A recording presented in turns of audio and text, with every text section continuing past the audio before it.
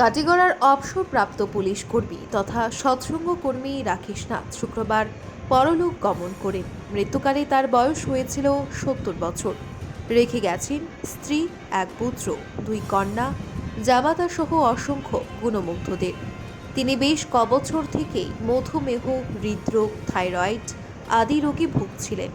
চিকিৎসকের তত্ত্বাবধানে সিদ্ধেশ্বর জিপি স্থিত ভাড়া বাড়িতে চিকিৎসা চলছিল রাকেশ নাথের। এদিকে পরিবার সূত্রে জানা গেছে, গত দুদিন পূর্বে থেকেই তাকে জ্বরে আক্রান্ত করেছিল। আর এরই মধ্যে শুক্রবার সকাল আনুমানিক ৮টা নাগাদ তার সুগার ফল করলে শরীর মারাত্মক খারাপ করে কিছুক্ষণের মধ্যেই তিনি পরিবারের সবাইকে কাঁদিয়ে পরলোক গমন করে।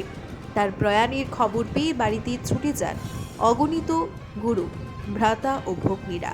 শেষ দেখা দেখতে আসেন এলাকার মানুষও।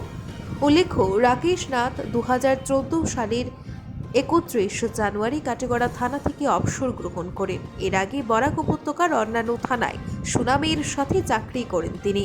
ধর্মপ্রাণ রাকেশ নাথ ছিলেন সৎসঙ্গের অধৈর্য পাঞ্জাধারী কর্মী। তার প্রয়াণের খবর পেয়ে শেষ দেখা দেখতে কালাইন, ধর্মনগর সহ বিভিন্ন স্থান থেকে তার নিকটাত্মীয়রা ছুটে আসেন।